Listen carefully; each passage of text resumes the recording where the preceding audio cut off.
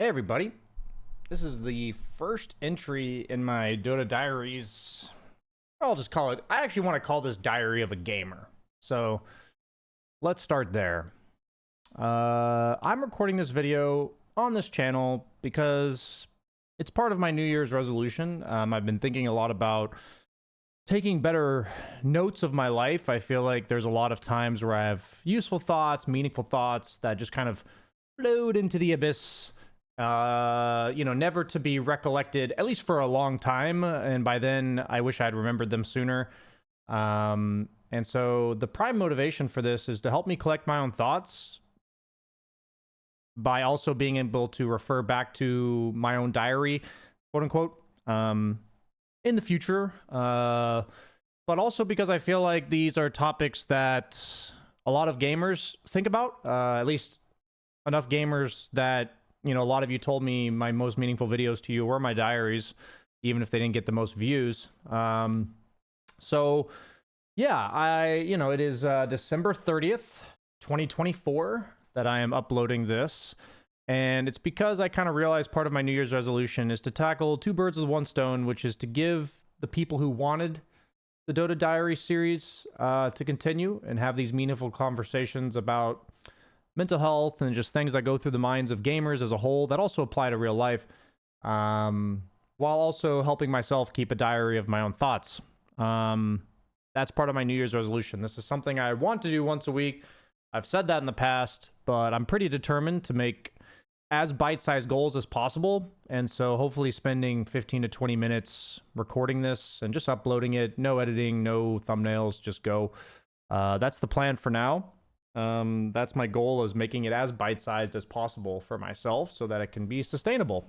And that's part of today's diary session, is me talking about getting a little hot in here. I had to turn my heater off. I realized my thoughts for this week. That's what these videos are always going to be about.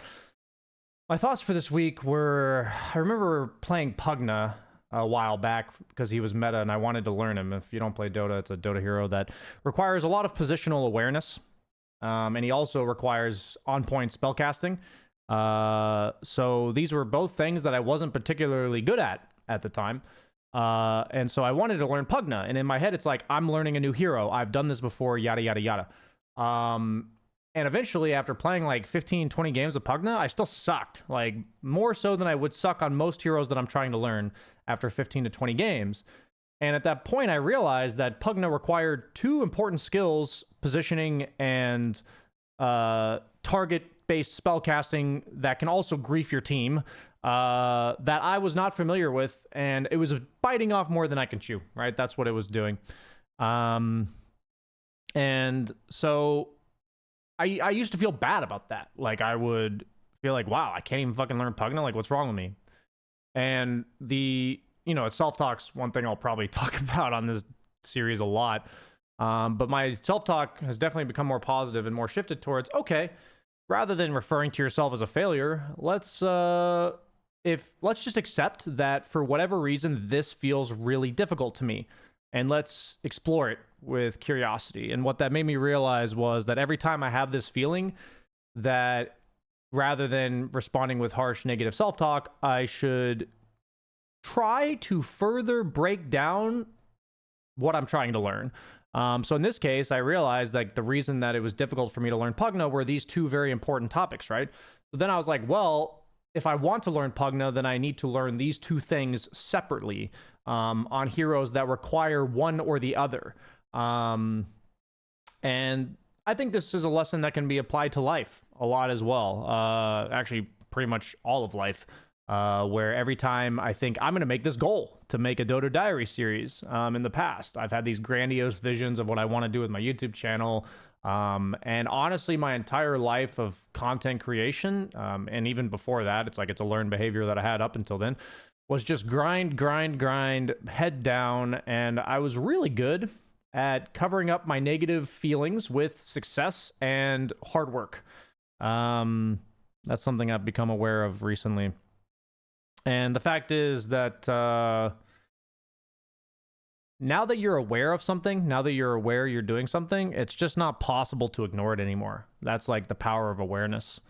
So, you know, a lot of my goal for 2025 that's already been established for myself like in a few months ago was making a routine within my job specifically, but also in the rest of life that is sustainable. And the growth that I'm making, I want it to be slow, methodical, more calculated, and giving more respect to making really small changes and working really hard on not being so negative with my self-talk. And a lot of that is just awareness of when I'm being negative to myself.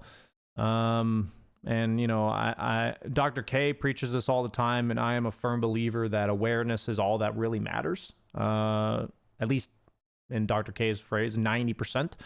And I agree with this. I agree that awareness feels like as long as I'm aware, even if I don't fix the problem now, or even if I don't make behavioral changes now, it will eventually fix itself, as long as I allow myself to remain aware and continue to work towards being aware at all times, or at least as aware as possible. And awareness itself is a skill that I could ramble on for forever. But yeah, so my New Year's resolutions for 2025 are to, which is the primary topic of this diary, I almost said podcast, is to make more, like, whatever approach I have to fixing things in life, to moving forward in life, is to have a much slower, methodical approach that allows me to avoid the 3 steps forward, 2 steps back approach that I've been doing for a really long time. And that approach does get me somewhere, but man, is it mentally and emotionally exhausting. You know, how about like 5 steps forward, 4 steps back, 1 step back. Forward, that's worse. Over the course of like 6 months, rather than 3 steps forward, 2 steps back every month. You know, it's like the growth will be about the same speed, and it's way more consistent, knowing that there's always going to be setbacks. That's not a big deal. I'm not trying to like minimize failure or avoid setbacks, but recognizing that if I do bite off more than I can chew, or if I do try to rush delicate processes, that I will inevitably do this with my successes and failures, and my mental will also do that. So that's my goal for 2025.